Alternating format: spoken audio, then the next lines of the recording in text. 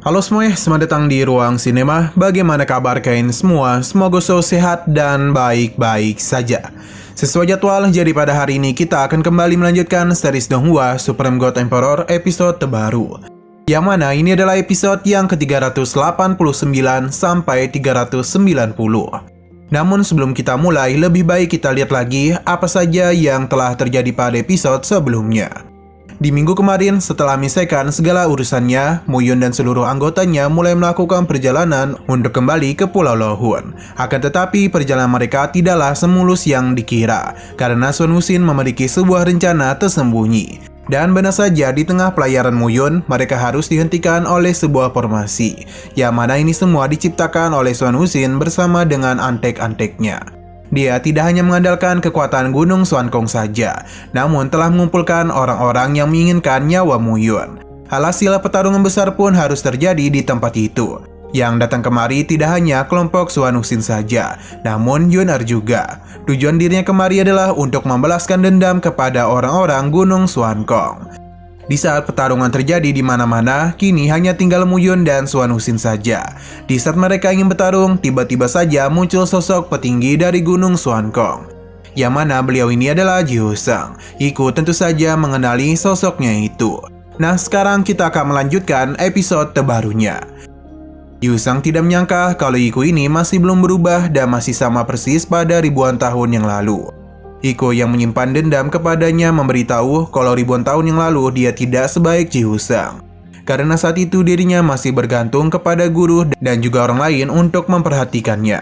Jadi setelah 10.000 tahun berlalu, Iko berjanji kalau Liu Shang akan mati di tangannya. Begitu juga dengan seluruh orang dari Gunung Xuankong. Ji Huseng hanya mentertawakan perkataannya. Iko seharusnya ingat bagaimana Gunung Xuankong menghabisi penguasa darah, padahal dia itu terkenal dengan kehebatannya. Ia pun merasa kalau yang diketahui oleh Iku ini masih sangat sedikit. Muyun pun mulai turun dari atas dak kapal. Ia menanyakan bagaimana cara mereka menghabisi Raja Darah. Apakah 10.000 dunia ikut andil dalam mengambil tindakan itu? Ia penasaran apakah itu adalah Sekte Abadi 9 Yuan atau Sekte Pedang Surgawi 33. Perkataan Muyun seketika saja membuat Ji Huseng terkejut. Ia menjadi begitu penasaran sebenarnya apa hubungan Muyun dengan Venerable Yun pada 10.000 tahun yang lalu.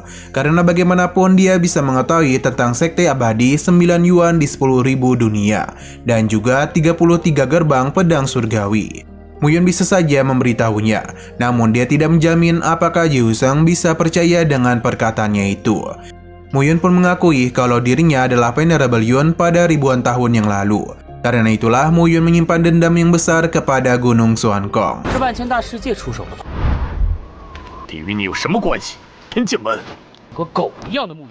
Ji Huseng hanya tertawa. Dia ini bukanlah anak kecil yang percaya begitu saja dengan ucapan Muyun.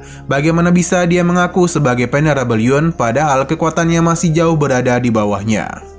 Walaupun dia itu bisa berinkarnasi, namun sifat jiwa seseorang tidak akan bisa berubah begitu saja.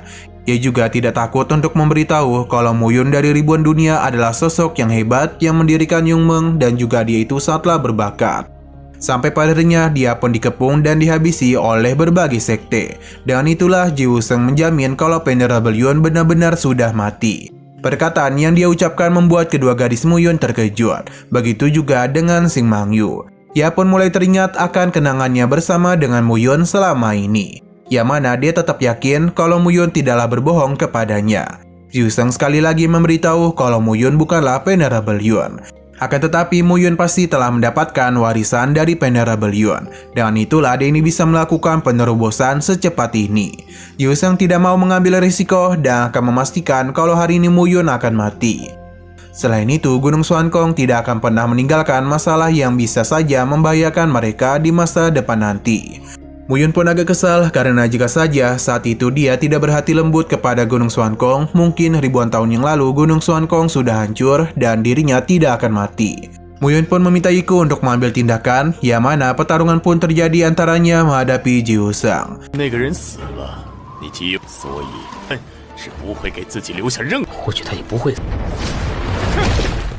Sun Wuxin yang kesal sudah menduga kalau Muyun memang memiliki hubungan dengan Venerable Yun. Lantas pada hari ini dirinya akan menangkapnya.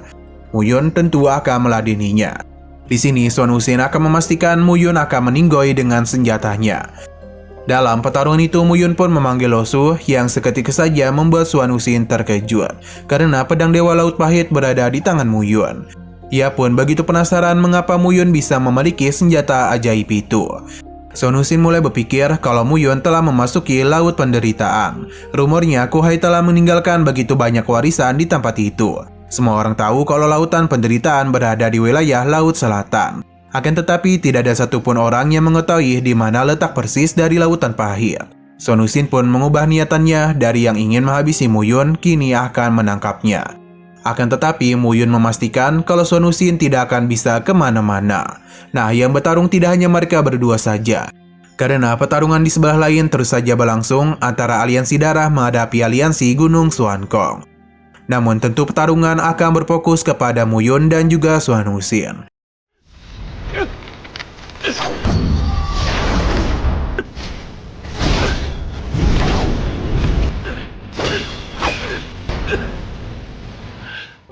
Perlu diingat kalau dari segi ranah, Sun Wuxin ini masih agak unggul dari Muyun. Karena itulah dia ini begitu percaya diri untuk bisa mengalahkannya. Akan tetapi Sun Wuxin sepertinya tidak tahu kalau ilmu berpedang Muyun sangatlah hebat. Ia mengakui kalau pedangnya ini tidak memiliki ilmu pedang apapun. Karena dia itu hanya memiliki satu tujuan, yakni menghabisi musuhnya. Dalam pertarungan itu terlihat dengan jelas kalau Muyun berhasil memberikan tekanan kepada Sun Wuxin. Tidak hanya tekanan biasa, namun semua itu benar-benar menyulitkan Sun Wuxin. Apalagi setiap dirinya melancarkan serangan, Muyun dah mudah menghindarinya. Sedangkan untuk serangan Muyun terasa begitu berat untuk Sun Wuxin tahan. Alhasil dia pun sempat terpental. Berhubung Muyun sangat hebat dalam teknik pedang, jadi Sun Wuxin tidak memiliki pilihan lain selain menggunakan teknik rahasianya.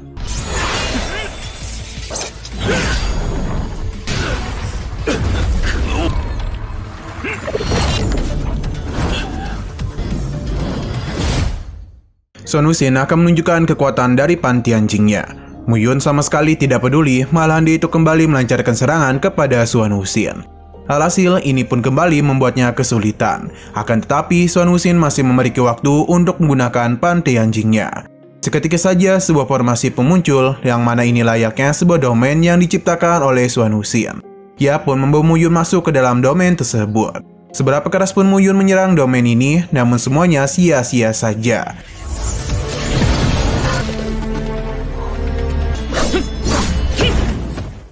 Hiku menyadari hal itu, akan tetapi dirinya tidak bisa membantu karena diganggu oleh Ji Wuseng. Mau tidak mau, ia pun harus kembali bertarung dengannya.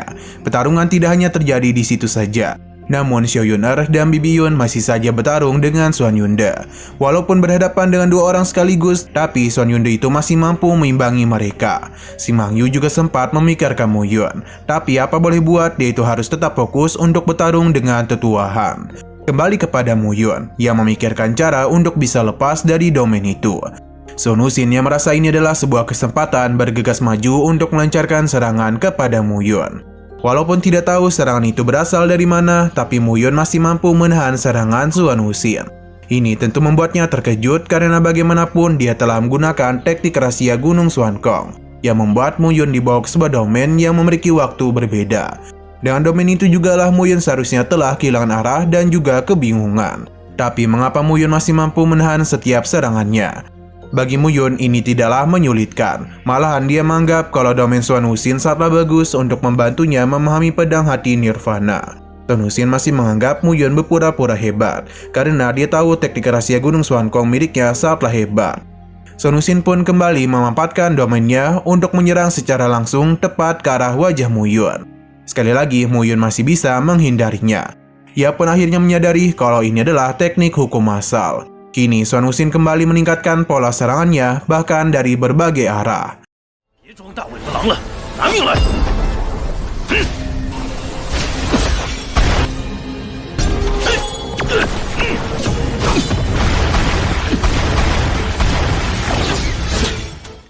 Semua serangan yang Sun Wuxin lancarkan memang sangatlah kuat dan juga cepat. Akan tetapi bagi Muyun, ini semua tidak ada apa-apanya. Karena dengan mudahnya Muyun bisa menghindari setiap serangan itu. Muyun memberitahu kalau alasan kekuatan ruang ini tidak hebat adalah karena ulah Suan Wuxin yang tidak memiliki kekuatan yang cukup untuk bisa memanfaatkannya. Ia menganggap Suan Wuxin hanya membuang-buang kekuatannya saja. Perkataannya semakin membuat Suan Wuxin menjadi kesal. Pada harinya, domain itu pun hancur dan membebaskan Muyun. Ia langsung saja melancarkan serangan kepadanya. Akan tetapi, panti anjing milik Suan Wuxin dengan mudah menyerap serangan Muyun. Dia sontak saja mentertawakan Muyun yang mau menghabisi dirinya. Tidak menyerah begitu saja, Muyun kembali melancarkan serangan, yang mana sekali lagi panti anjing menyerap serangan itu. Muyun secara terus-menerus melancarkan serangan, tapi kekuatan panti anjing ini terus merepotkan dirinya. Karena semua serangan itu mampu ditahan. Iko yang sedang asik bertarung menjadi terkejut dengan apa yang dirinya lihat. Begitu juga dengan Xing Mangyu. Ia menduga kalau panti anjing Suan Wuxin mampu menyerap kekuatan gaib dalam skala besar.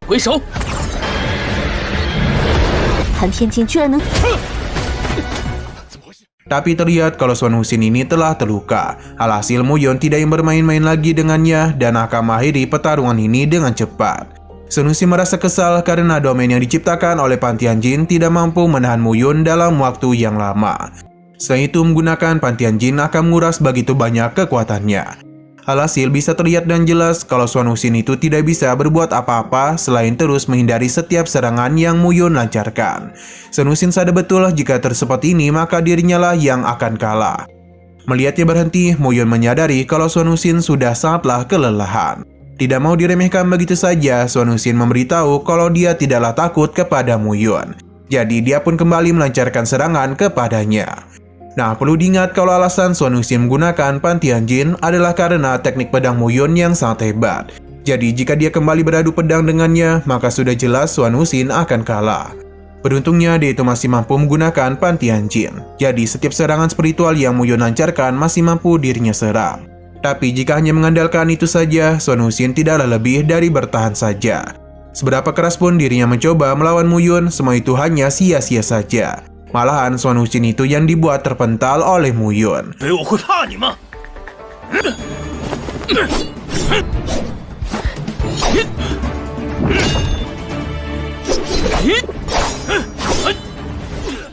Melihat kondisinya itu, Muyun penasaran seberapa lama lagi dia bisa bertahan. Ia pun kembali melancarkan serangan kepada Suan Wuxin.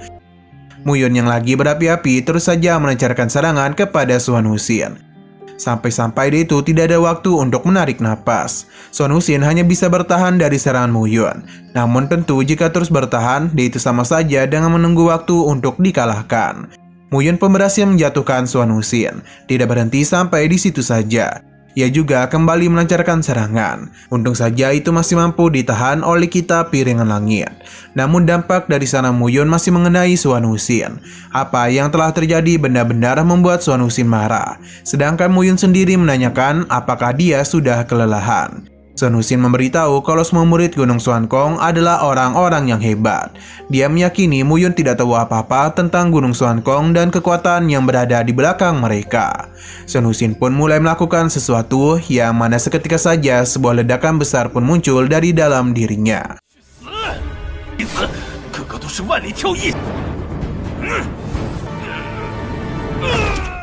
Muyun dan juga Tian Wuyan tahu betul kalau itu adalah kekuatan dari jiwa iblis binatang suci.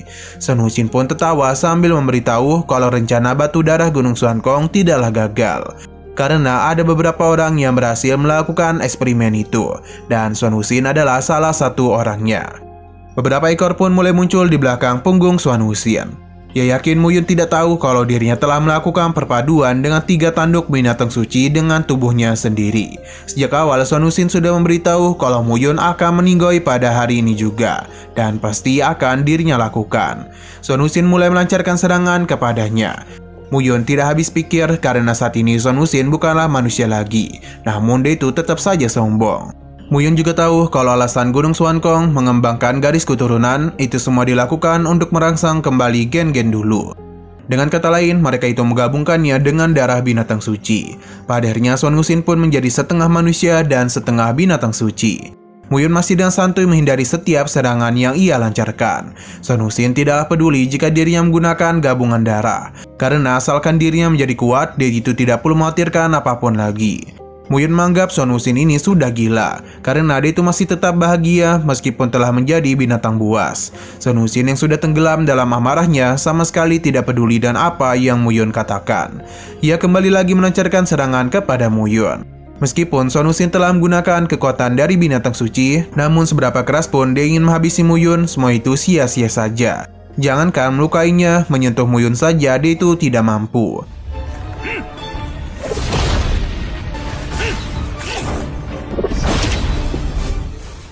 Sampai pada akhirnya Son Wuxin menyadari kalau tanduk binatang sucinya ini memiliki rasa takut kepada Muyun.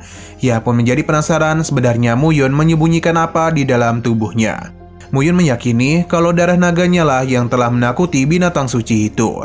Secara naluri, para binatang suci akan takut kepada binatang suci yang jauh lebih kuat darinya. Maka karena itulah Muyun akan memanfaatkan kondisi ini untuk mengeluarkan kekuatan darah naganya. Di saat Son Wuxin melancarkan serangannya, terlihat kalau dia itu sama sekali tidak mampu menyentuh Muyun. Ia pun menjadi kebingungan sendiri karena tanduk binatang sucinya tidaklah mendengarkan apa yang dirinya katakan. Muyun memberitahu kalau Son Wuxin sudah tidak bisa berbuat apapun lagi. Dan benar saja karena saat juga tanduk binatang sucinya malah menyerang dirinya sendiri.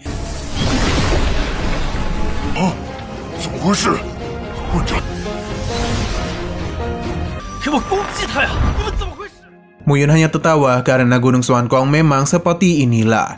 Son Wuxin yang sudah tidak bisa berbuat apa-apa kini hanya tinggal menunggu waktu ajalnya saja. Sayang sekali Baizu datang untuk menyelamatkan Son Wuxin. Selain itu dirinya pun ingin meminjam pedang Son Wuxin agar bisa menghabisi Muyun. Awalnya Son Wuxin agak ragu, tapi karena kebenciannya pada Muyun, akhirnya dia pun meminjamkan senjatanya kepada Baizu. Sedangkan Muyun ini sama sekali tidak takut kepadanya. Di sini Son Wuxin meminta Baizu untuk tidak menghabisi Muyun, karena dia itu ingin menangkapnya dan menyiksanya secara perlahan-lahan. Baizu paham dan akan menuruti perkataannya. Tapi di saat Son Wuxin ingin memakan pilnya, Baizu pun berbalik arah dan langsung menancapkan pedang ini ke tubuhnya.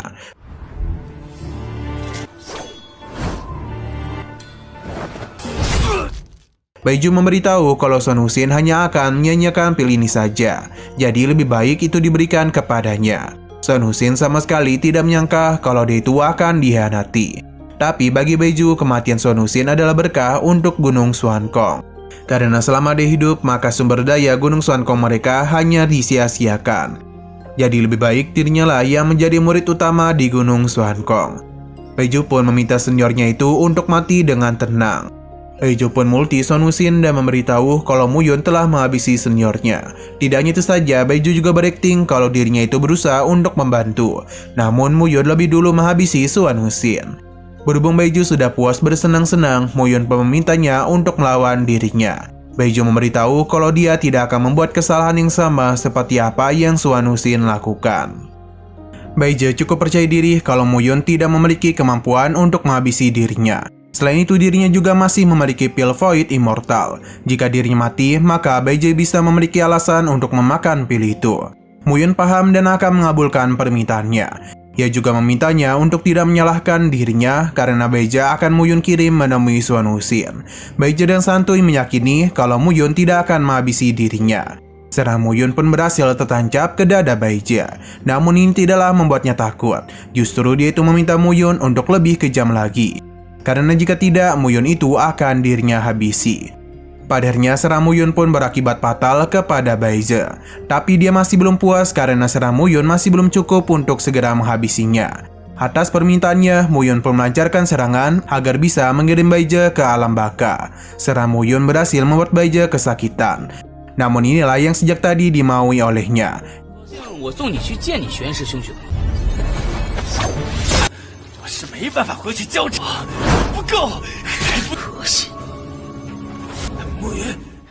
Ia pun memberitahu Muyun kalau dirinya ini termasuk ke dalam klan ular hitam Tianyin. Jadi setidaknya mereka itu harus melalui perubahan hidup dan mati untuk meningkatkan kekuatan. Ia pun berterima kasih kepada Muyun karena siklus hidup dan matinya telah menjadi krisis. Baizu pun memakan pil Void Immortal. Muyun baru sadar kalau Baizu itu berasal dari klan ular hitam Tianyin. Baizu kembali berterima kasih kepadanya karena berkat pil ini kultivasinya bisa kembali meningkat. Muyun tidak terlalu peduli karena selama Baija memakan pil itu, maka dia akan mengambil pedang Void Immortal. Di saat Baija kesal itu, sebuah suara pun terdengar. Suara itu memberitahu kalau inilah waktu yang tepat untuk menaklukkan ular hitam Tianyin. Dia ini sudah tahu kalau hari ini akan terjadi. Pemilik tubuh ini mengatakan kalau dia itu masih berada di dalam dirinya.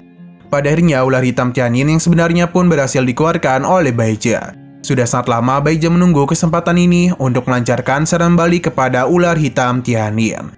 Ia tidak mempermasalahkan pil Void Immortal yang dimakan oleh ular itu. Namun ambisi besarnya menjadi binatang suci legendaris hanya menjadi angan-angan saja. Sebab Baija berhasil melawan balik dirinya dan langsung menghabisi ular itu. Muyun tidak habis pikir kalau Baija benar-benar licik.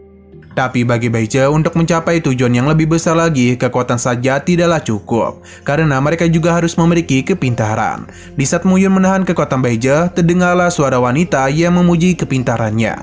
Karena dia itu mampu memanfaatkan balik ular hitam Tianyin untuk meningkatkan kekuatannya.